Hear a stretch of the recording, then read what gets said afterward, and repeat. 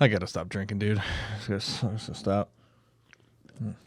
Yeah. Yeah, because I always get involved in this shit when I start drinking, start doing crazy shit, you know? Like, nothing, like, super bad. It's just being a dork, being a wild child. And it always starts out the same way, because it's always, like, a friend being like, hey, man, let's go get a beer. And then, like, one beer turns into two, then that turns into three, and that turns into shots, and turns into cocktails, and the night goes on and on and on and on. And next thing I know, it's May 26, 2019. I'm staring at a beloved gorilla through the scope of a sniper rifle, and it's all over. I wasn't in Cincinnati. You can't prove shit. It was also 2016. Oh, whatever. I forgot my own joke. It doesn't matter. Welcome to Haunts, Graves, and Omens. Welcome. Welcome. Welcome. Welcome. Welcome. Oh, of course. My name is Fred Stewart, and with me, as always, my lovely co-host. Hi, it's me. It's Taylor. Hello, Tay. Hello. And with us is our other lovely co-host running cameras and sound. It's Marty Cowick. I am lovely. Oh, nope, you don't get to see that. Oh, shit. Oh, you fucking tease. You're a fucking tease. Yeah. Tune in next week. There's so much fucking happening right now. You're a tease. But we're going to start off the show with we're talking about some true crime news, talking about some alien news, things like that, trying to get that more introduction into the pod here. UFO content and all that stuff, not content, but UFO talk is going to Congress finally. Oh. And David Grush, I talked about it last week, who was a whistleblower with the, he was part of the CIA and all this stuff, and saying, but now Congress and everybody is basically saying we're done hiding, we're done lying about this shit. They want to know the truth. They want to get it out to the public.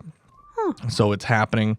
And then the 4 women that have been connected that we talked about previously, about a serial killer operating in Portland that has been connected to at least one individual. They were being questioned by police, and I'm not sure where the investigation lies with that. One of the persons was actually a friend of Tay and is a friend of the show, and Taylor has the information for a GoFundMe for her mom. Yes. And all that. Yeah, her mom has a GoFundMe going just to support the amount of time that she's had to take off, as well as her celebration of life, all of that. So that will be linked down somewhere. If you would like to donate, that would be, absolutely wonderful. Mm-hmm. But yeah, that's... Yeah. And glad that, Portland police, I'm sure they worked with the FBI and things like that to get this individual. And they have, supposedly, allegedly have him in custody. So that's very good. And then talk about other true crime news. The Gilgo Beach serial killer, he is he just recently got caught. And you would not guess who decided to pop up out of nowhere and say he's just like me. It's Dennis Rader, PTK. great. He said in a quote, he looked at that serial killer and says, "He's a clone of me." Oh. Because he's a because he's a scumbag. Fucking Dennis, you're such a piece of shit. But that's what we got for true crime and alien news, and we got a fun one today. We do. Are you guys ready to talk about some haunted locations in Arkansas? Yes, I am. It's Arkansas's most haunted. We're finally doing it. You've asked. Yeah. You've asked and we got it. No one's asked, but we have it anyway. That's what we're looking for when people eventually keep stumbling upon this podcast like you guys have, and we love you for it. But I want people to come in and be like, I wonder if they've done my state. Guess what? We probably haven't, because there's a lot of states, a lot of stuff going on. I started writing for Alaska's Most Haunted. Yeah. And it's fucking hard, because they're like, it's just like, it's a shack in the middle of the forest. And they're like, oh. What's the next one? It's also a shack in the middle of the forest. It's surrounded by snow this time. Like, what happened? There was a ghost once, and that's like 90% of it. But it's pretty fun, nonetheless. But there's a lot of states. I think we've only covered maybe 3 or 4. We have not covered very many states, but we're adding Arkansas to the list. Yeah, Arrr-Kansas, we're coming for you. Tell them, Marty. We're coming for you. Oh. Ooh, gross. I didn't like that. I didn't even mean it that way. You guys took it there, not me. I'm coming for you, Arkansas. We're coming for you, Arkansas. That's Arkansas. Great. All right, y'all ready? I'm ready to get into it. All right. How about you, Martine? I'm ready. All right. So the first one on the docket, this is a hotel that was built by the Eureka Springs Improvement Company and the Frisco Railroad and was designed by Isaac L. Taylor, who is a well-known Missouri architect. I know him. I'm sure you good friends with him? Yeah, I mean, me and ILT are pretty tight. Oh, okay. Yeah. Are you a big architect guy? Well, you know. What's your favorite architect style? Ooh, my favorite. Hold on, let me get in the shot. My favorite Okay.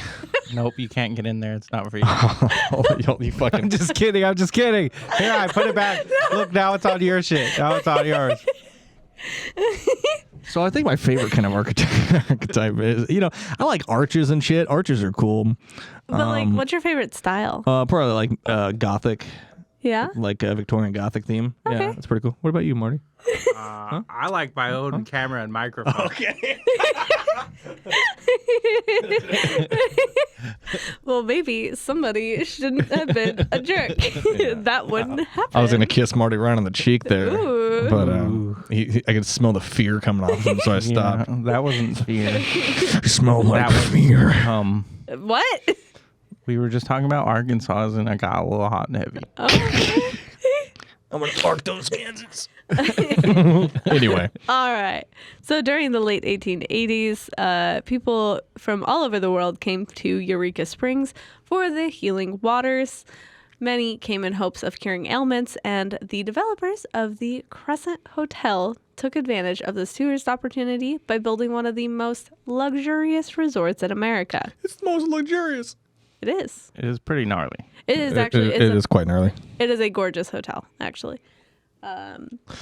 Let's see. Yeah, I think Marty actually has some photos of it here. Good job, Marty. Look at What that. it looked like back Marty's in the taking day. cues finally. Look at that. And then there's more modern picture right Yeah. Wow, It is dude. a gorgeous hotel. Look at all those points and those the stuff. here. Yeah. The, Is it your favorite Still got architect style? construction going on. it's like Section 8 housing. That's crazy. Anyway. So numerous stonemasons from Ireland traveled to Eureka Springs to begin the construction of the infamous hotel in 1884. The hotel was designed in an eclectic array of architectural styles, and the masons built 18-inch walls, several towers, overhanging balconies, and a massive stone fireplace in the lobby. On May 20th of 1886, the Crescent Hotel had its grand opening, and the Eureka Springs Times-Echo, which is a mouthful of a name, they called it the America's most luxurious resort hotel. People from across the country attended its grand opening, which included a gala ball with a full orchestra and banquet dinner.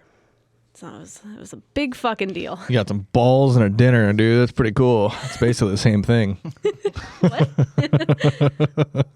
So, after the turn of the century, people started to realize that the acclaimed healing waters didn't have curative powers that the hotel and the city were so known for. No. Yeah, it's crazy. It's almost like there's no healing waters. I don't know, dude. Do you ever use like a power washer? That shit fucking heals, bro. Like it doesn't like. I mean, it'll fuck you up if you use it the wrong way, but like heals the soul, dude. Like you ever power wash something and you get like halfway down, you can see what it looks like. You're like, fuck. I thought you were just talking about Yeah. power washing yourself. I was like, that sounds awful. Oh, dude. If I could like when you like power wash like a stone walkway and you're like, fuck, that was good. If I could do that to like my soul, dude. Oof. Be tight. Be tight. So after a little while, from 1908 to 1924, the building was then utilized as the Crescent College and Conservatory for young women, but was still used as a resort during the summer months. After being in operation for 16 years, the revenues from tuition and summer guests were not enough to maintain the cost of running the large building, and the women's college closed. So we're going to get into a little bit of the history here. It's said that the skeleton frame of the hotel had been constructed in the 1880s, and that one of the Irish stonemasons, a 17-year-old boy named Michael, while working on the roof, lost his balance and fell to the second floor area and unfortunately passed away. I mean, I feel like that's like that's just one of the ways you just die in the 1800s. There was only like 3 different ways. It was fall off a roof, die in some crazy explosion, or die in some science accident. Dysentery. Yeah, well, yeah. I feel like 1880 is a little late for dysentery, but I mean, I just feel like everybody. If we look back at our ancestors, I feel like we'd be like, how did great grandpappy Michael die? And then you look, and they're like, oh, the entire family just fell off a roof. It's like, what happened? It's like, yeah, they were our last name is Rooffall. So One day he had a toothache, and the next day he just fell off a roof. It's almost like they're connected. he had congestive heart failure and fell off a roof. So this area where Michael died is now room 218. Room 218 is said to be the most haunted room in the hotel, and the staff has said that Michael likes to play tricks with the lights and doors and is often heard pounding on the walls. This room proves to be most spiritually active and has attracted television film crews for decades because of the quantity and quality of ghost sightings reported. Throughout the history of the Victorian Hotel, employees have referred to this entity as Michael, a classified poltergeist due to the nature of unexplained activity. Guests have also witnessed hands coming out of the bathroom mirror, What? Ooh, that's cries of a falling man at the ceiling, the door opening and then slamming shut, unable to be opened again, as well as people hearing him talk. Things have been moved around. Also, this is an Irish man. If you bring beer in the room, the beer is gone. That's awesome. Like, oh my God, I really want to go here now. please, it's Oh, gone. oh, Like- that's so fucking cool. I would totally drink beer with a ghost. That'd be badass. I like the fact though, like he said, like he's like talking to people, because all I imagine is you just like guys pretend that that you're in the room. Yeah. Okay, we're in the room. How's it going? It's been better. I fucking tell you what, lad, there's a lot of fucking beer all over the place. You spec up your fucking bottles. You fucking, you want to see a metal truck, a car in this fucking mirror and hit you in the goddamn dome, you fucking dope. I think we need to go. Dad?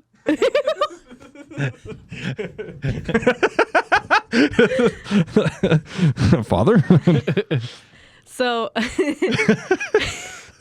room 218 is probably the most like specifically requested room in this entire hotel. Well, of course. Everyone's like, I want to fucking experience something, Yeah. anything. It reminds me of our time when we went to the Cosmopolitan and our dear friend brought us into the most haunted room, which I think was room number 1 inside the Cosmopolitan Hotel. Yeah. And I remember going in there and he's like, yeah, people will like see, the women floating on the ceiling, and they'll hear cries from the bathtub and shit like that.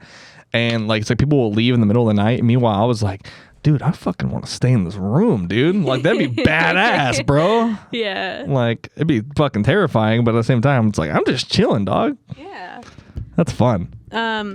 There is one report of a woman who worked at the hotel and she was just resting on her break. And she had never actually been to room 218, so she went there, wanted to experience something. She was supposed to be getting a call but couldn't find service, and then her phone stopped working. The windows in the room kept opening and closing, so she tried to lock them, but they would still open, Oh, shit. which is kind of fucking crazy. She thought that she'd been in the room only for a few minutes, but then when she walked out of the room, she had multiple missed calls and found that she'd been in there for an hour, Oh, shit. which is wild. Yeah, that's like, you never see that with like paranormal phenomena. You always see that with alien phenomena of the Yeah. loss of time. But apparently it also happens at the Crescent Hotel. Oh, shit. So apparently Michael is a very tricky spirit. He likes to play a lot of pranks on people, which honestly, yeah, He's a 17-year-old Irish I dude. was Of gonna course, say, he's 17. Like, that kind of makes sense. yeah, he's having a fun time. He likes to just knock on the doors and windows just to keep people up. He rips covers off of people. He'll shove people. He'll turn music up really loud. honestly, he's kind of just a little shit. Like honestly, that's all he is. He's just like, you know what would be funny if I turned your music up to 50. Have fun. It's like, oh, you lads and lasses, you're having a quiet little night, are you? Just trying, like corn or something. yeah, just trying to fucking sleep and have a you're so cozy in your little bed. Isn't that just a sweet? Oh, check this out.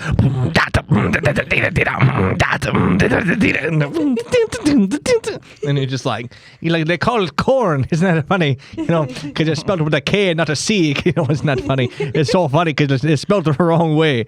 Yeah, and they're ours. They're not called potato. Like I feel like that would be just so annoying to like have your music be turned up really fucking loud, or him just like, hey, you got any fucking potatoes in there? Hey, you're lass. not fucking sleeping tonight. I don't know what you expected. Like, Yeah, I've totally jerked off into your pillows as you slept. But it's ghost jizz, so you're going to wake up and it's going to be spider webs. Father McShenanigans, is that you? Father McShenanigans. It's Father McShenanigans back at it again. So moving on from Michael, who is the most infamous ghost, there are actually quite a few different ghosts hanging around here. In the hotel's crystal dining room, where many employees have encountered playful spirits in Victorian garb.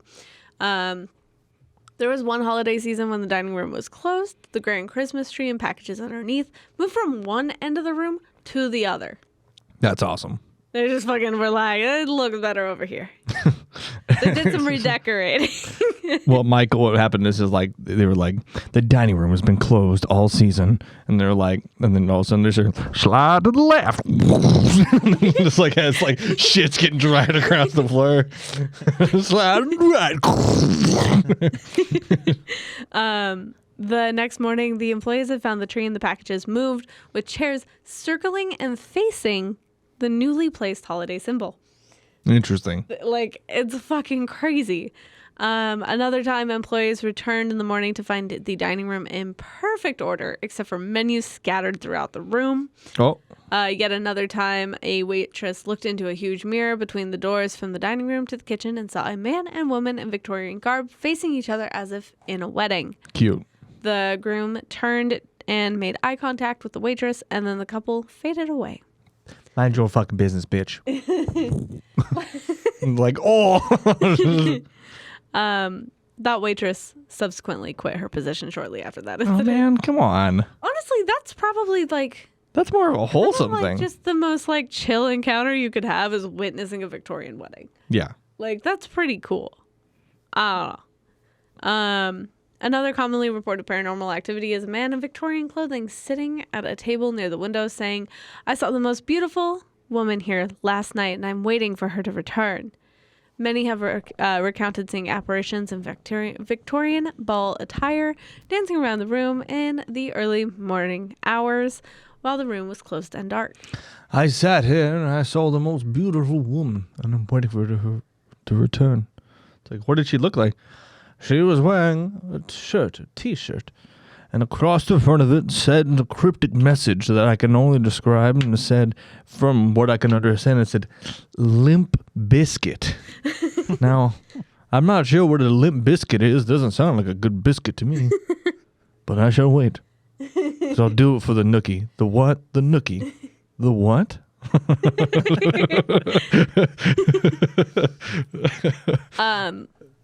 We are going to get into a little more history. Okay. As part of why this hotel is so haunted. And this is kind of where it all takes a dark turn. In 1937, Norman Baker, a radio broadcaster and inventor of the tingly automatic air calliophone. Calliophone. Yes. Not the Calliope, the Calliophone. Apparently they're different. I don't know. The Calliope was made by someone else. I found that out. I was doing my research. I was like, what the fuck is a Calliope? It looks like... I don't know how to even describe it. I'm going to pull up a photo. See if Marty can also pull up a photo. I don't know what it is. It looks almost like a small, like, Spell that. grand organ. It's tangly is spelled exactly as you'd expect, an automatic error. Then like the calliophone is CLLIO phone. Yeah. And Yeah, I pulled up a photo of it, and we'll get it up on the screen here. But It just reminds me of like is it an organ that's in like churches? yeah. It kind of like a small version of that. Okay. Almost, is kind of what it reminds me It's of. pretty fun. It kind of looks like something you go like, "Dun, dun, dun, dun, dun, dun, dun. I know the goblin man under the bridge," and like, it's something that like a 1930s villain would play. You know, be like, Yeah. "You'll never escape me." Dun, dun, dun, dun, dun, dun, dun. Now release the bats. Dun, dun, dun, dun. Yeah, see? Yeah, see, release the bats. See. Yeah. So I don't know. It looks like a small like mini church organ. Yeah. To me. But this man was already a multimillionaire when he purchased the hotel. And he arrived and bought the hotel to open a cancer hospital. Okay. This charlatan is conventionally handsome. He's sharp-featured and clear-eyed. He's confidence-inspiring, almost as if from a movie. Why don't you just marry him? He has a well-cut head of distinguished gray hair and a strong jaw balanced on a celluloid shirt collar. We get it. He's hot. God. Shut the fuck up. His gaze is level. His handshake's firm. His palms are cool and dry. And this man drives a hand-hammered, coach-built Cord automobile, custom painted in electric lavender. This dude fucks, dude. For real. He wears a dark chalk 3-piece suit in the winter and white suits with matching shoes in the summer and lilac shirts year-round. Man loves purple. He sports a diamond horseshoe stick pin and a watch fob heavy as an anchor chain. This man, in the leanest years of our history, does not hide the money he grifts from the sick and the hopeless. He broadcasts it. Okay, and this guy doesn't fuck. Yeah, this guy doesn't fuck as much. I like. I don't like this guy as much anymore. Yeah, he's loud, and he is the picture of vulgar American excess. Right? So he's just American. Yes. So Baker is known for advertising miracle cures that didn't require surgery or painful tests. Baker alleged that his patients would walk away from the hospital cancer-free. Unfortunately, the Baker Hospital would become, for many, the final resting place. Sounds a lot like Waverly Hills, you know, where the people were like, "Come here to Louisville, Kentucky, and you'll go up into the mountains, and we'll put you outside, and the fresh mountain air will cure you. It will save you from tuberculosis. Don't mind the fact that 63,000 people have died here, but it will save you." Just like, no. At some point, you gotta like be like, "Hey, my fucking darn hurt." Like, Yeah. This man also, he mostly chose the Crescent Hotel because of the curing waters. And he liked to call it the Switzerland of the States. okay, yeah.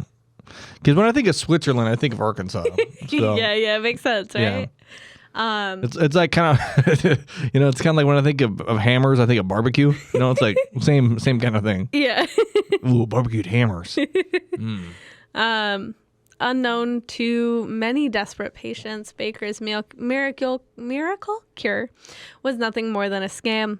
Formula 5 was the name of the so-called miracle cure, which was nothing but alcohol, glycerol, carbolic acid, ground watermelon seed, corn silk, and clover leaves. Formula 5 sounds badass. It does. That's a good pop punk band name, or even a punk name. Yeah. What's up with Formula 5? Yeah. It is a very cool sounding name. Does absolutely nothing. Apparently, this miracle cure would be administered by injection at the site of the cancer up to 7 times a day. Oh my god. Baker stole this recipe from another con man. Great. Can't even come up with his own shit. He was like, shit, I'll just that's fucking easy as fuck. yeah. I'll just fucking steal someone else's bullshit. Yep. So this formula unsurprisingly did not work, but that did not stop Baker from housing hundreds of hopeful patients in the Crescent, even locking those who became too vocal with their skepticism away in an asylum wing. Now, when I introduced Baker, you may have noticed I told you he was a radio broadcaster and an inventor. It's because Baker had no medical training and was actually convicted in Iowa for practicing medicine without a license. Okay. Yeah. So, Yeah.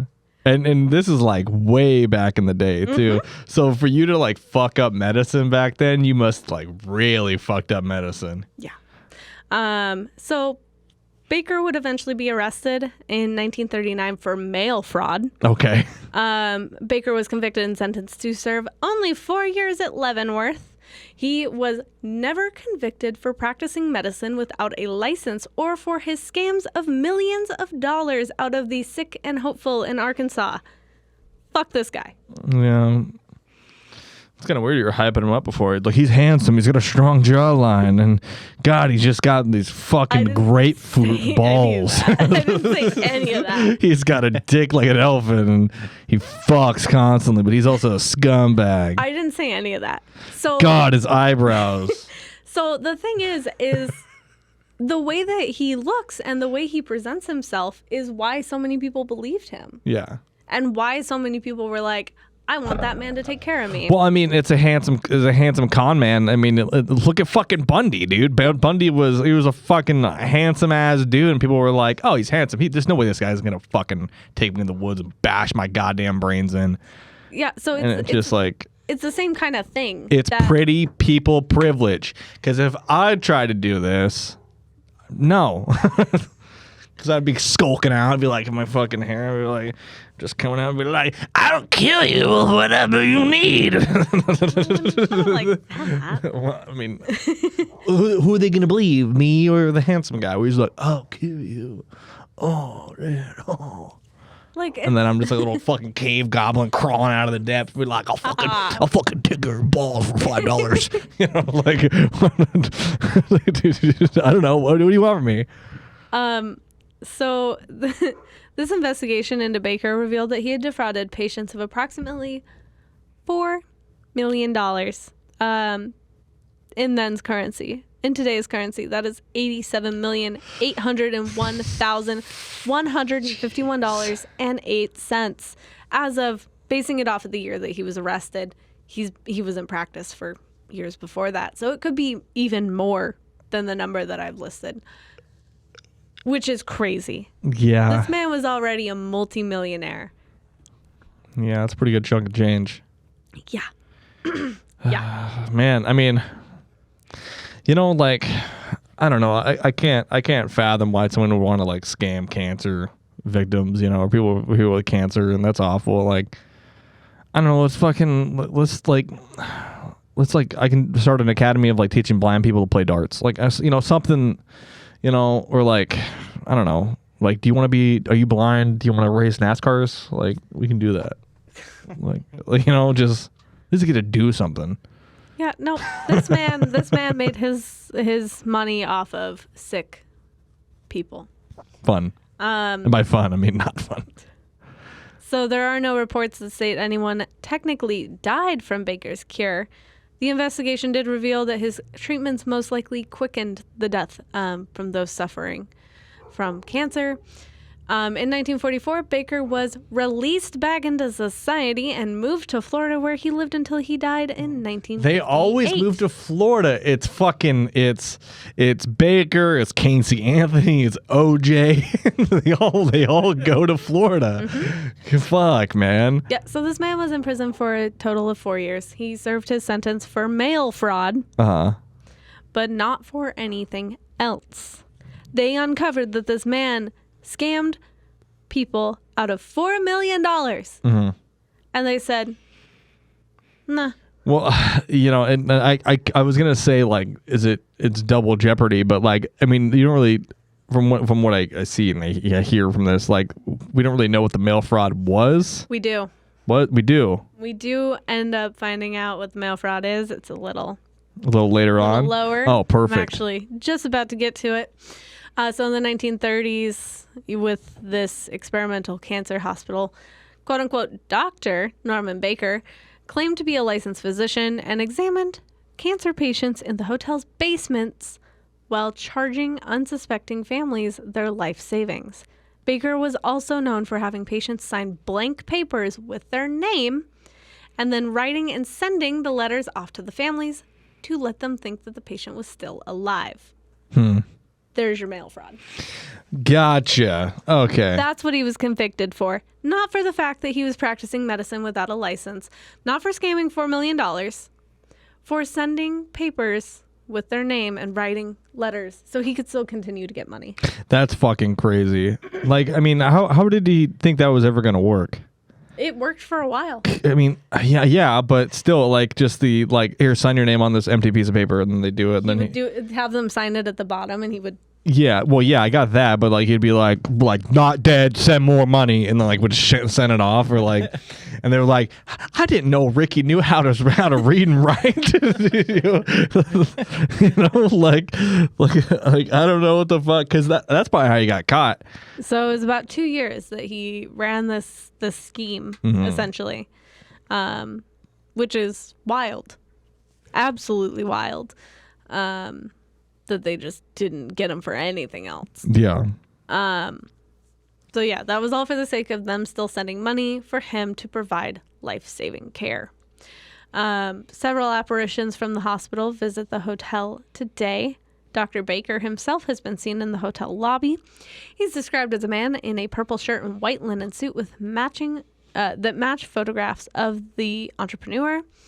There is a nurse pushing a gurney residing in Dr. Baker's old morgue area and is known to like squeak and rattle down the halls of the hotel. I'm squeaking and rattling.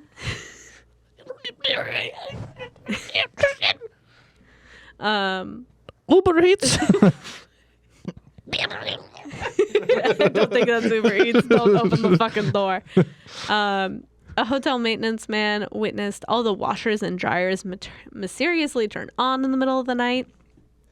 That laundry room is located to Dr. Baker's old morgue, which still contains his autopsy table and walk-in freezer. That's fucking badass.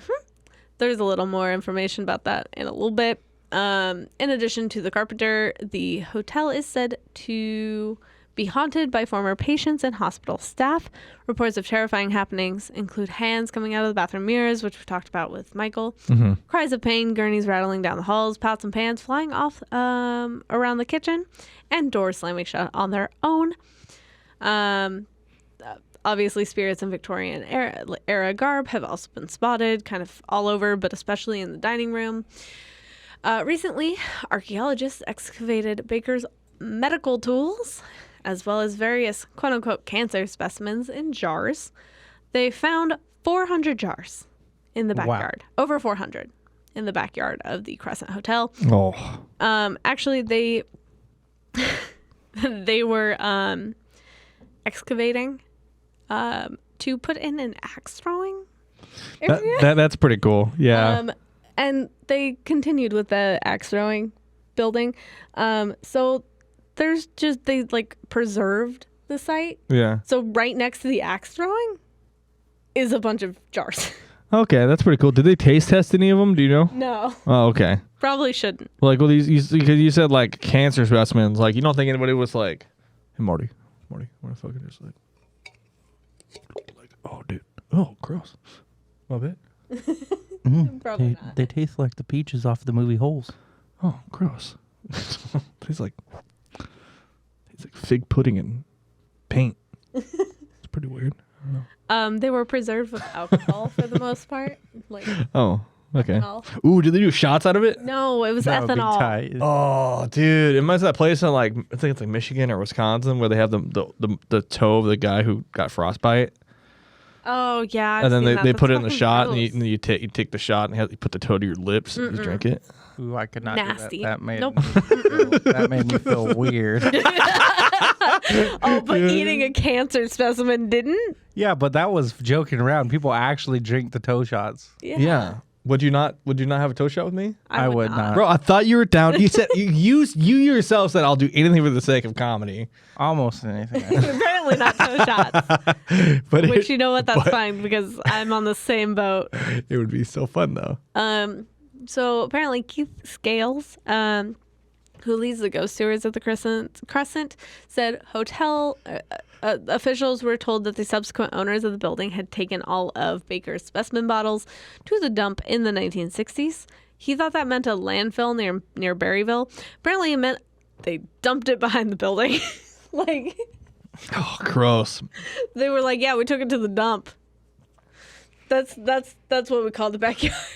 You just put it outside. You didn't even take it to the dump. Like, no, I said I took a dump. Like, I don't know. Like, And then I just dumped everything in the backyard. they just like they covered it with some dirt and called it good. So yeah, you can see the embalming table that he used to work on, and if you're brave enough, you can go into the freezer where he stored the bodies. Yep. That's right. You can go in to the freezer where people were not peacefully put after he essentially escalated their death. Yeah. I mean, I'm down to go in there. Sometimes people are able to contact spirits in the would go in basement, and it's usually pretty active down there. But not only that, it's pretty common that some people who go into the freezer can smell rotting flesh in the freezer, Ooh. which is pretty gross. It's pretty tasty. No. Yeah. I mean, I've definitely investigated and done some haunted places where I've actually gotten that hit of rotting flesh, and it's Gross. pretty spooky. They actually used to close the freezer door if you wanted when you went in the freezer, but apparently the door got stuck one time, so they just stopped doing that. Oh shit. They were like, well, Well, I guess you're another spirit Hey, of fun the fact. Crescent Hotel. like as a joke, like it wouldn't be funny. It'd be pretty fucking terrifying, like in the moment, but like as a joke, you know, after you'd be like, that was funny, but then like it just doesn't open. You're like, oh. Yeah, this bit's not as funny as it was like 2 minutes ago. Hey, while you're please in there, come taste out? that cancer jar. Can it come out now? Just coming out, just chewing on fucking human remains, and you're Gross. like, it's like, yeah, these carrots taste weird. Like those aren't carrots; those are fingers. And it's like, more of these. Ugh. So that is kind of the history with Dr. quote unquote Dr. Baker. Dr. Death. Basically, I mean, he was not as I mean, they're both pretty fucked up, but like Dr. Death did a lot of maiming. This man like just scammed a lot of people, and like he didn't do good things, but I don't know. Yeah, I mean, I wanted to do an episode about like angels of death, you know, like nurses and doctors who kill. Yeah. And we've already covered a couple of them, you know, so it's. Dr. Death made me like physically like ill. Yeah, Dr. Death wasn't fun. That fucked me up. Yeah. So It was fun, but it was kind of like shoving a light bulb in Tabasco up your ass kind of fun. Like, subjective, you know? I don't think that's subjective. I think that's just bad all around. I don't know, some people like Tabasco light bulbs up their ass, eh? Don't yuck somebody's yum. I hate that phrase. So housekeepers also report meeting Theodora in room 419. She introduces herself as a cancer patient, though I've also seen in the research that some say Theodora was a nurse at the Crescent when it served as the Baker Cancer Hospital. But I don't know. So after courtesies are verbally exchanged, she vanishes. Oh, that's kind of fun. Theodora sounds like a sweet ghost. For the most part. She has her things that she does not like, however. Witnesses have stated Theodora is seen as an older woman fumbling for her keys outside room 419. Sources say that if you go into this room and leave it dirty, clothes not put up, bed not made, etc., that when you get back to your room, everything is nicely put away as if they are packed up to go. Also, this lady hates people sleeping together before marriage. It's been reported that if a man and woman are not wed and sleep there together, she will pack the man's items in a bag and put them by the door when they get back. Thanks. I was just trying to get out in the morning anyway. Men also tend to get an uneasy feeling in that room, and there have been reports of being shoved. She also does not like when people argue. So she has her things that she does not like. So I have to go there. We have to go there. I have to make the room super fucking crazy. I'll have to like put like my underwear on the ceiling. and then we have to start an argument, which will probably be over my underwear being on the ceiling. Fucking How probably. the fuck did you do that? Why? It's like, well, see, what I did is I took bird shit. No, why? Why? I'm trying to bring the ghost. So what I did is I attached a bunch of bird shit and I just went like, duh. It took a couple tries, so I had to use all of your expensive makeup, and I mixed it together and I packed it in a tight ball, and then I hit it, and then that didn't work either. So then I just taped it. I hope you know you're replacing that. I'm not. I have some expensive makeup. It's getting replaced, and not by my dollar. You guys play the arguing couple, and I'll play Theodora. Okay. Yeah. So I just kind of like took like bird shit. No, why? Because it's funny. No, it's not. It's a pretty good bit. It's fucking not a good bit. You're smiling though. Look at it. Do you guys want to take a look at my map? Swipe or no swiping? Where's Boots?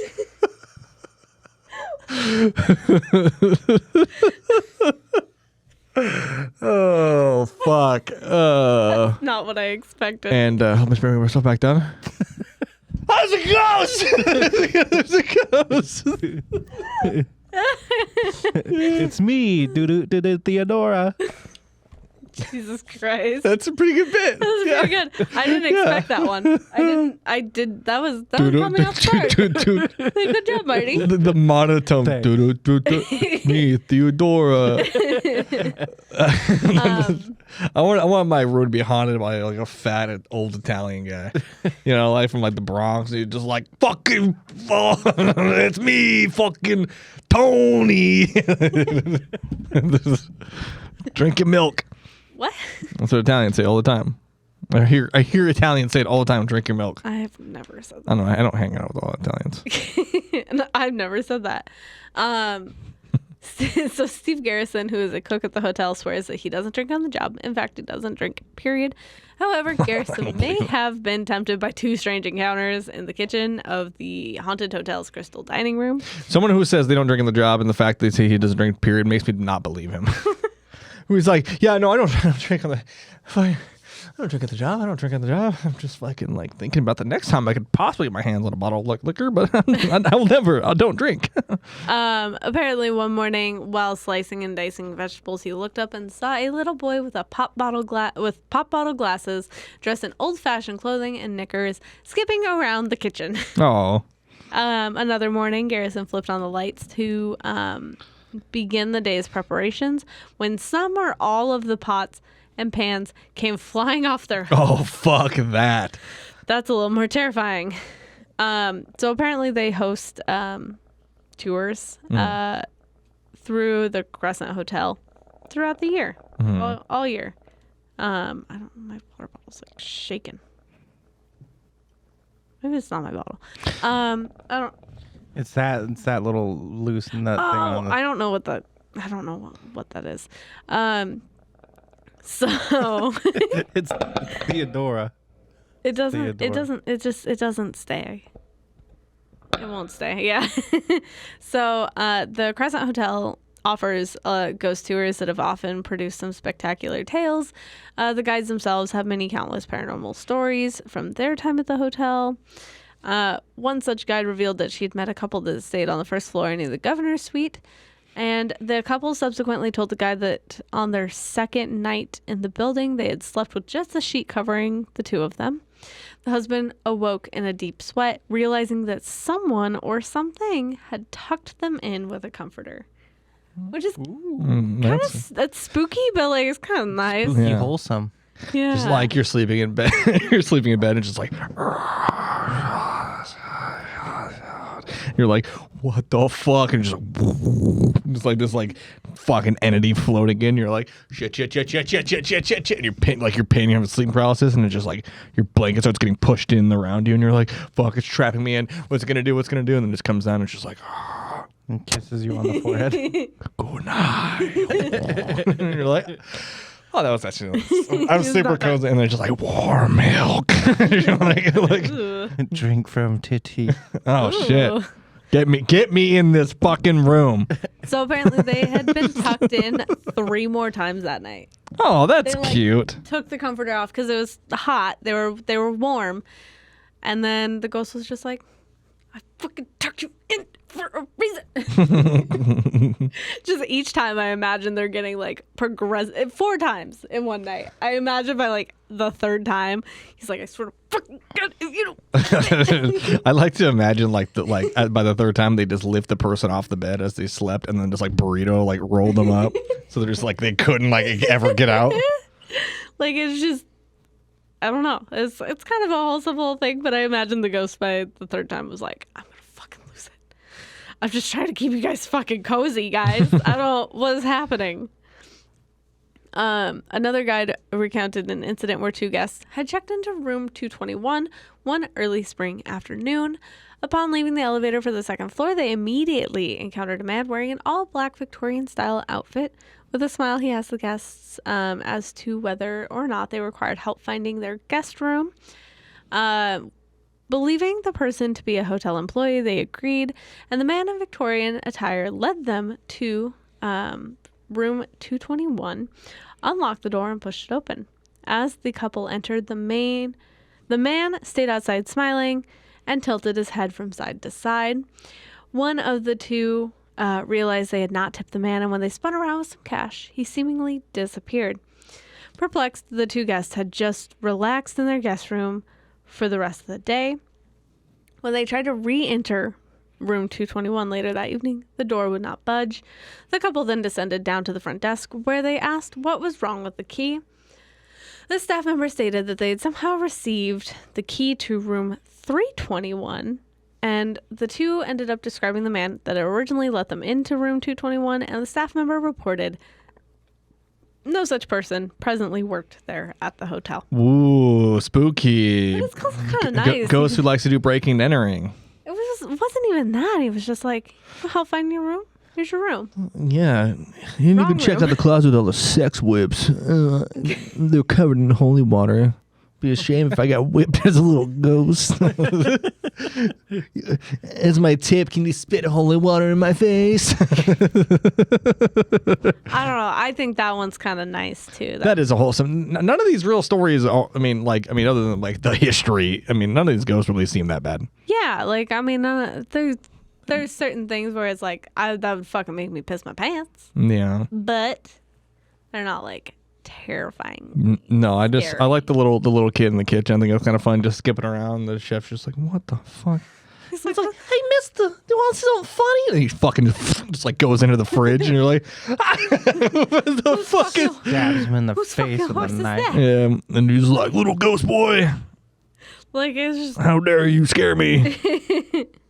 So apparently on the 2nd floor of the hotel, there's also been reports of multiple children running and playing in the hotel hallways. Sometimes people will feel tugging on their shirt or hand like a child is trying to get their attention. However, if you don't give them attention, they may shove you as they get annoyed with you. They are little tricksters. They may close a door or lock it when you leave, throw things out of your bag, mess up your room, but nothing really hurtful. And also at night, you may hear them playing with a ball and giggling in the hallways. That's fun. Like, you just come out of your room and you're like, and you're like, what the fuck? And it's all like dark. And then you just like out of the dark, like a thing just starts approaching really rapidly. And you're like, what is that? It's a fucking dodgeball just hits you in the dome. It's like, fucking got you, loser. You fucking piece of shit. You piece of shit. Like, it's, The most like common child spirit is a boy named Brecky. That's his nickname. Ooh, because he And- likes breakfast? No, No. You could plays call off me his Brecky. name. his name is Breakfast? No. Oh. But he's the like most commonly known, and that's the one that they actually have a name for. And he's just hangs out. Also, when children see these ghosts, these child spirits, they often think that they're actual kids because like they look like solid. Mm-hmm. They look like just like people there. They're not corporeal. They're not like a transparent. They're not like floating or anything. It looks like a fucking kid. And then they just fucking disappear. It's pretty cool. It's pretty badass. Weird. It's pretty neat though. There's also the man in the mirror. No one really knows who he is, but it's been reported Many times, so if you take a picture in some of the mirrors, sometimes you can see him trying to peek into your pictures. The kids often do this as well, but more commonly, it's this man. You guys taking pictures? Huh? Let me in. Hey. Photo bomb. Just getting photobombed by a ghost. There is a lady, the red lady, who's often seen standing in a red dress in the middle of the room. Her face is distorted. She can be seen watching you from the reflection of the TV. Kind of spooky. And the room that she's often seen in has one of the secret passages to Dr. Baker's office, but it's now been sealed off. There is also the ballroom ghost. There's an elegant ballroom set up on the first floor of the hotel that doubles as a restaurant when not being used for special occasions. However, it's been noted that sometimes classical music can be heard playing from the ballroom and people dancing the night away. There's disembodied chatter from people laughing, but no one's there. That's pretty fun. I do like Having those. a good time in the afterlife. My family owns a bar in Vancouver, and my cousin Tony has told me a story about how after everyone has left the bar for the evening, and he's kind of doing the mop up and kind of picking stuff up, getting ready for the next that following the next day and all that stuff, and they're kind of just doing whatever, and he'll have some like light music on playing as he's getting stuff together, and he'll hear like the sound of glasses clinking, and he'll hear people talking and things like that. And then he'll come out in the bar and there'll be nobody there. And it's like, I've always loved those stories. Like, it's just people in the spectral realm just being like, we're fucking partying. Yeah. Well, the thing about these ballroom ghosts is that people hear this, they'll come in, turn on the light, silent, dead, quiet. It's really neat. I think it's really cool. Yeah, it's pretty cool. I do like that. I like that they're just having a good time. I wish they would at least just invite people. Be like, want to go party with us? You ever tried ghost booze before? We call them spirits. Get it? I do. It's booze and it's like a ghost. It's like a play. It's a play on words. It's a play on words.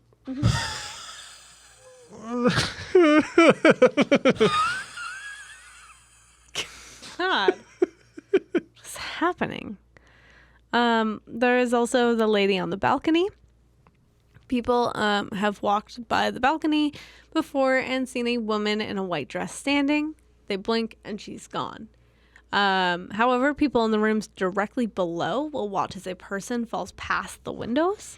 They call a report of suicide, but no one is below to find. Just kind of, that'd be fucking terrifying. Yeah, I mean, is that has it been reported there was a suicide in that building? No. Interesting. So sometimes people walking the upstairs floor late at night will see her walk into what is now the pizzeria and walk towards the balcony. One thing about that, however, is they'll see a man push her. Oh, shit. So some people have stated that they have seen a man follow her to the balcony and push her from it, which is why a lot of people believe that she is a student from when it was the women's college. There is a rumor that doesn't have any basis. There's never been a reported suicide, but it's believed that she may have been one of the students who got pregnant, and the man is the father pushing her, trying to keep her quiet or the affair a secret by pushing her to her death. So the main rumor is that there was a teacher that had a relationship with one of the girls, and when she got pregnant, she either committed suicide or she was pushed. So I don't know. But there has not been a report, like an actual reported suicide at that location. It could have also been our old friend Father McShenanigans. Oh, it's Father McShenanigans. He goes, not. It's me in a dress. I fucking tricked you. It's Michael up on the roof because, his last name was Roofall. And it's just, it's just funny. We're just goofing. There is one more ghost I want to talk about, and that is the ghost of Morris. He is a big orange tabby cat who was known as the hotel's general manager in the 1970s. And when he passed on, more than 80 people attended his burial. Garfield. Today, guests thank you, Marty. Guests can still feel Morris rubbing up against their legs And speaking of cats, the Crescent actually lets stray cats take up residence in the hotel today. That's so fucking cute. I love that. I love ghost cats. But do they eat lasagna though? No. No, because they'll die. I don't know. I mean, that would be the way I'd go out. By eating lasagna. Yeah. Marty, like in his like last days, he'll be like, bring me a lasagna and a 38. I'll do it on a Monday. I hate Mondays. Yeah, I mean, ghost animals I feel like are quite common. I've experienced quite a few over my years. Like after my my cat passed, I could have sworn like I feel my cat jump up on my bed and then like get snuggled up behind my legs as she used to, and then I'd feel there be nobody there, and she did that for a long time. Then after my dachshund passed, I could he was a fat dog, so I would always feel like this weight like jump up on my bed and like get up and then like the hard like slam as he like land to me, and then I'd reach back and there'd be nobody there, and then eventually I was just like, hey man, it's okay, you can go do whatever, or you can hang out with me, that's fine. But I love ghost animals. Yeah. I just thought that was a very nice little one to end on with Morris, the tabby cat, who was the general manager in the 1970s. Yeah, thanks Morris. It's a pretty cute one, I think. Yeah. We are going to move on from the Crescent Hotel, which was a doozy. That was a doozy. For almost an hour. I didn't think it was going to take that long to do that one. We had a lot of commentary. Yeah. Well, it's a comedy podcast. We have to. It's funny. Like, Marty, remember the time? Remember the funny? Remember? It was there. We had it. We Oh, dude, I remember how it was the funny. funny. I remember. It was so fucking funny. It was so funny. Anyway, I'm ready for the next. Please. All right, so we're going to talk about Mount Holly Cemetery, which is a 4 square block area in the heart of Little Rock. It is the final resting place for a lot of important people in Arkansas.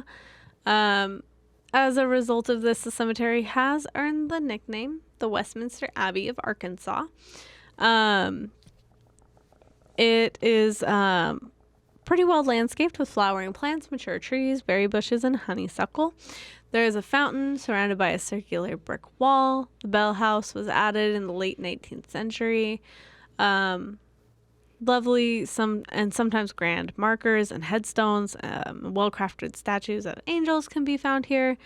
There is also a 8-foot obelisk that was added in 1913 for David Owen Dodd, who was a Confederate, he was captured.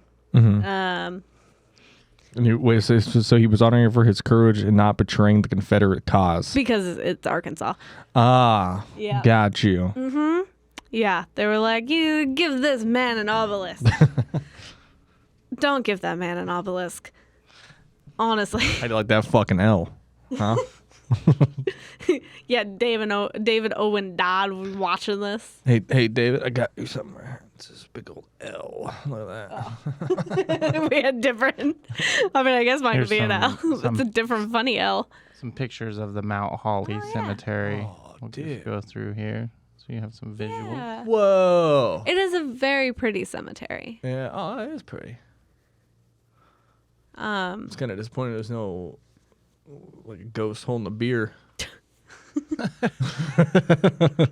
I thought about it. Trust me. I didn't know. Especially when you were talking about Michael drinking your beer. That was the first thing I thought of. So, Mount Holly Cemetery is found to be quite pretty, charming, and restful, as well as well cared for, showing respect for the departed, even those who don't have any living descendants. That's all made possible because members of the public have voluntarily adopted many graves, donating money through a small maintenance levy tax. Memorials and donations are also made to the Mount Holly Cemetery Association. Mount Holly Cemetery was established in 1843, and it's the second oldest cemetery in the state. So, it's pretty fucking old. Mm-hmm. While it's not the oldest, it is one of the most historically significant due to how many prominent figures were laid to rest. In fact, Mount Holly is the resting place to 21 mayors, 14 Supreme Court justices, 10 governors, and 6 senators, as well as various doctors and very important, And then the hot dog people vendor that lived off of 21st. Yes. Yeah, his grave is really cool. It's just a hot dog vending cart, and you can go there, and then you can grab little hot dogs at the top. It's pretty cool. And actually, now that I think about it, I don't think the guy was a hot dog vendor. I think people were just leaving hot dogs in the cemetery. So the cemetery is a hotbed for paranormal activity, citing many ghosts of Confederate soldiers and Native Americans roam the graveyard grounds at night, and a flute is often heard in the very early morning hours. That's not all, though. It is alleged that some of the statues move on their own, as well as trinkets mysteriously appearing on graves from time to time. Trinkets? I have to get my trinkets. It's Trinketville. Basically. That's pretty cool. Yeah. There is also residents near the graveyard who report on several occasions that they find pieces of graves or statues in their yards. For some reason, I thought you were going to say pieces of hot dogs. No, Marty. We're talking about graves and statues. I know, but the hot dogs are haunting my mind. Marty loves hot dogs. If you guys I'm don't gonna know. put that on a shirt. That's gonna be the first true H.G.O merch. Just hot dogs are haunting my mind. yeah. If you want a hot dogs are haunting my mind shirt, please drop a comment, and I'll see what I can do. Hot dogs are haunting my mind. Hot dogs are haunting my mind. I mean, overall, this place sounds pretty, relaxed. Yeah, well, I mean, it's a graveyard. I hope they're not we're having a raid at 7 o'clock. Dig up your grandpa. Don't dig up your grandpa. There is a personal account, however, that is not so friendly. Quote, there was nothing in the graveyard. We were just kind of sitting there. My friend could hear spirits sometimes and I could see them. So we would go, and it was a fun game of us trying to place what she was hearing to what I was seeing. So one time there was a man laying on a grave and he was looking up, but it looked like he was like kissing or something. And she told her friend, and her friend said, well, I can hear whistling. So I bet that would be him doing that. And when she said that, she saw the man smile like he could hear them.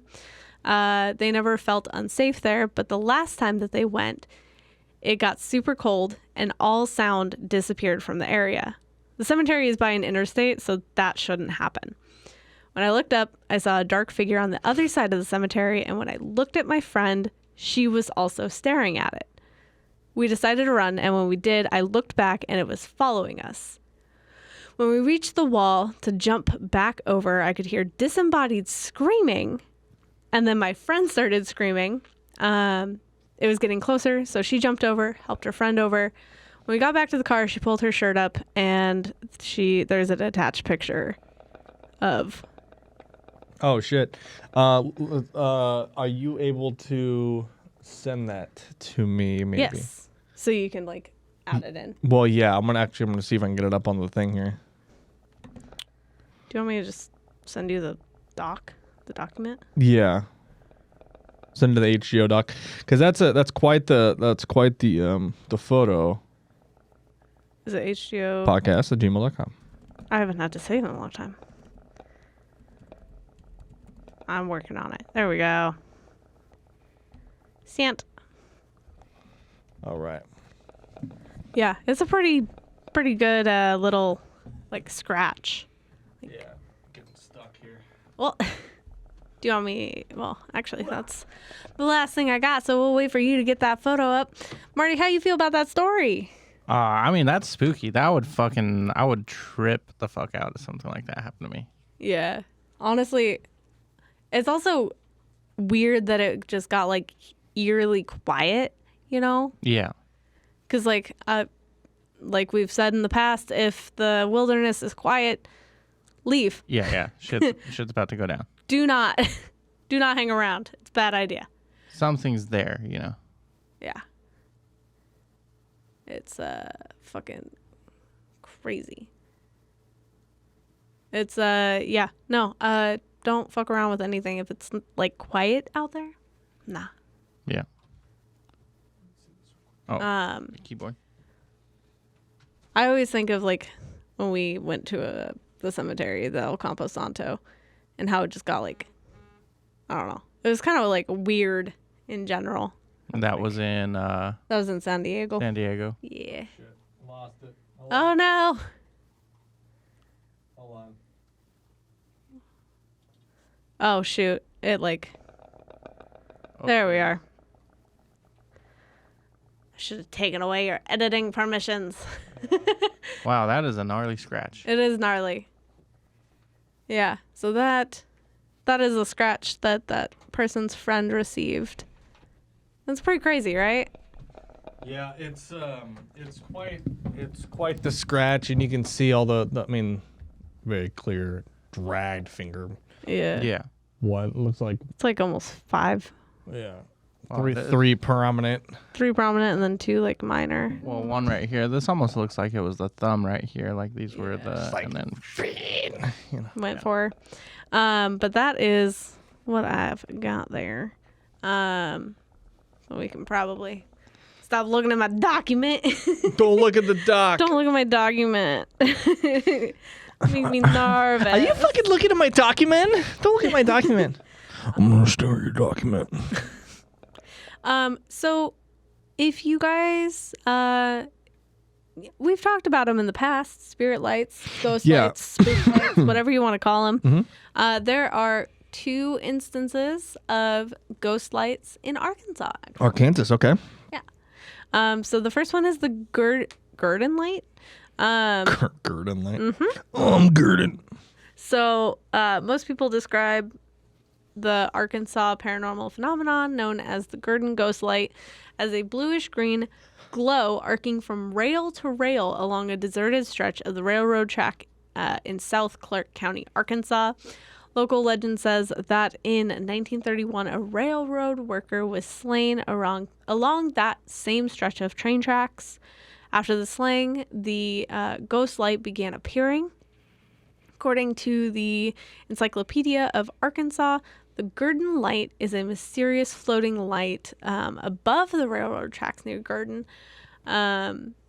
which was first sighted in the 1930s.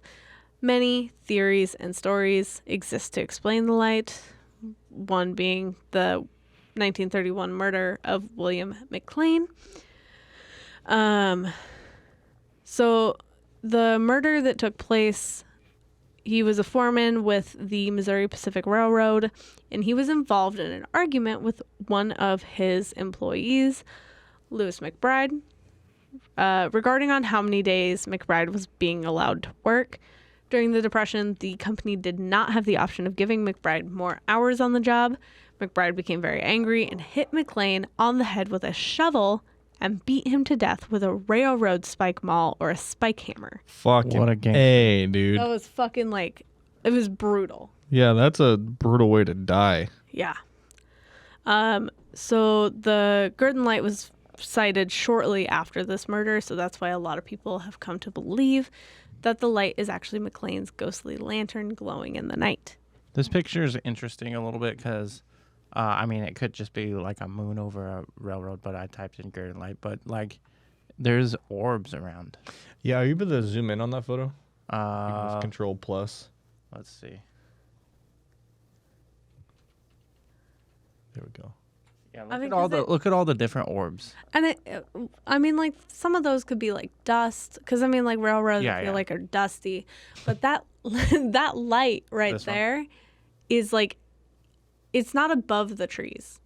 Yeah. It's below the tree line, Yeah. which if it was the moon, it'd be kind of obscured By the trees. by the trees, because unlike Project Blue Book, it's not the moon and it's not the planet Venus. That what you're seeing is a satellite and it's birds. So let's get real for a second. Okay. Yeah. I don't know, man. I don't know. So the local legend made the Gurdon community a very popular place, especially around Halloween. The story became so well known that in October of 1994, NBC's Unsolved Mysteries television show traveled to the Gurdon area for an investigation and to film a recreation of the 1931 murder.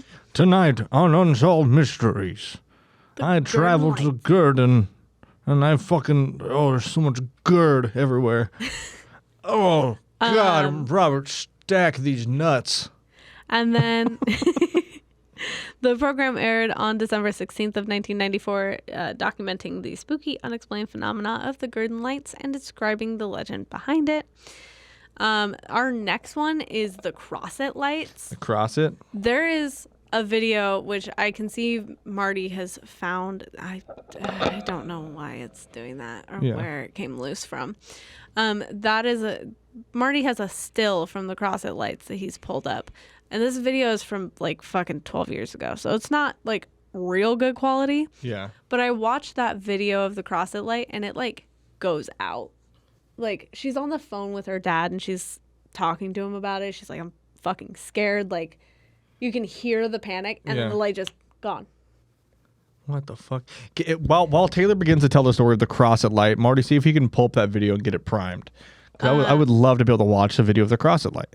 And apparently, so we'll just get into it. Crosset had a railroad worker, a brakeman, who came to an untimely end in the early 1900s when he was beheaded near the track. Many people report seeing a ball of light swing back and forth a few feet over the track, as if the spirit of the brakeman is looking for his lost head, or some suspect that it is his wife carrying the lantern and looking for him. The Crosset legend began with the coming of the railroads, which not only shaped towns on maps, but created Arkansas paranormal legends on narrative tradition. The Crosset light is viewed by some as a terrifying ghost, while others view it as a unique source of fun and entertainment, like other Arkansas haunted attractions.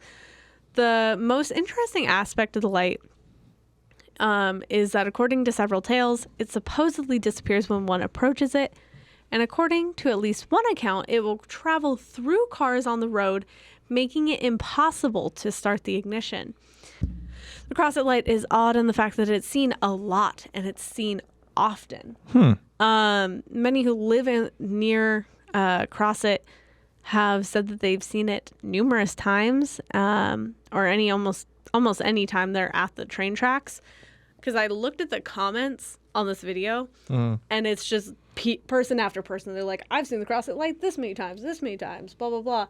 It's crazy. So Marty has a video. That is what I've got for the Crosset lights. Audio or no audio? We can just run with audio. Yeah. Let's do it. I see him. You gotta film it. You have to film it. Daddy. Oh my God, it's bright. Daddy, I'm scared. No, I'm not kidding, Daddy, I swear. It's in the middle of the road. No, I'm not kidding. I'm not. Daddy, I'm about to cry. Daddy. I've got to go. I'm scared. No, Daddy, I'm not lying to you. I'm not kidding. Oh, dude. Okay, I got fucking chills, bro. I got chills. Yeah. Daddy. Oh, my God. Can you go back? Can we go back to a little bit right before it faded? right before it fades? No, Daddy, I'm not lying to you. I'm not kidding. Oh, my God, dude. Okay, it just went away. There is a I'm not second kidding. part a little bit further into the video That was awesome. where they saw it 9 months earlier. Yeah, thanks, man. Casey, I see it. Casey, turn the car on. Casey, turn the lights on, please. What? I don't know. I think that's it. What? Like it looks like a lantern. Yeah. And it's gone. Went away. Whoa, dude. That's fucking crazy, dude. Yeah. That's badass. It's fucking wild, right? Yeah. That is intense. It like Holy cow. that first video when it goes out, it gives me like chills. I'm like, Oh oh, my God, that was awesome. yeah. And I mean, like it's certainly something. So, I mean, I guess my question to the group is the cross at lights, is it some sort of supernatural phenomena? Is it the spirit of this woman looking for her husband? Is it the spirit of the railroad worker? Or is it an alien phenomena? Is it some sort of entity that's manifesting in like an orb, like I don't know. these alien orbs? I mean, I almost feel like it may actually just be the brakeman or even his wife. But I've never heard of a ghost story where this light will actually pass through a vehicle and turn off the ignition, has this electromagnetic force fair. behind it, because I've never heard of that. But you know what I have heard of, Dan, is fucking UFO stories. That's fair. I don't know, but it's pretty spooky. It is Just pretty in spooky. general. That video, just like, I watched it and I was like, oh, that's a good video. It's a pretty good video. That was a very good video. That was very fun. But that is what I have for Haunted Arkansas. Haunted Arkansas. Arkansas is most haunted. Arrr-Kansas. We did it. It's here. You survived. I hope I did it justice. Yes, it was very fun. I had a great fun. time. Me too. And if you had a great time, be sure to rate us 5 stars in listening apps, like, share, subscribe on YouTube, and all that fun stuff. If you want to pull a clip from this podcast, please do so of your favorite bits. And you can go ahead and tag us. Like I said, HGOPodcast. If you're watching on YouTube, go ahead and go check out the Comedy Chaos Network at the Comedy Chaos Network on YouTube and Instagram, all that fun stuff. If you want to follow Haunts, Graves, and Omens, you can at HGOPodcast on TikTok, Instagram, and Haunts, Graves, and Omens on Facebook. If you want to follow me directly, you can at I Hunt the Haunted on Instagram. Okay. Hi. You can follow me on Instagram and TikTok at Lunar Thrill. I run our dog's Instagram at Spirit the Turv. Spirit the Turf. She's not here. There we go. Perfect. So there it is for you. Wrong way. To see, where she's at. She's growing like a weed. You'll see her grow up with us, essentially. Yeah, it'd be really fun, and if we ever do live shows, I'm sure she'll be out there. Make an appearance. Oh yeah, she'll make an appearance. Anybody can pet Spirit the Turf. Be very fun. Marty. You can follow me on Instagram at Ghetto Feather. Boosh. And And just turned Marty into a zombie for this whole episode. it was fun. the He's best. he's a ghoul, man. It's This is fun. my favorite one. I look ripped because you can't. It kind of hides the rest of the fat part of my arm, so it just looks like it's a muscle. It's like I'm pretty strong though. I'm pretty strong. Yeah. And like I said before, at the top of the show, there'll be a there'll be a GoFundMe in the description for Kristian's mom. But until next week, stay spooky. Stay haunted. And what you saw was a bird. It was the planet Venus. It was the planet Venus. What you saw was a bird going 23,000 miles an hour. Of course, Did you yes. know that dogs can't read? That's a lie. They can't read in color. They can read. There are dogs out there that would like to prove you otherwise about the reading. Yeah. Show me a dog that knows how to read, and I'll show you a lie. All right, that's it. See you later. So yeah.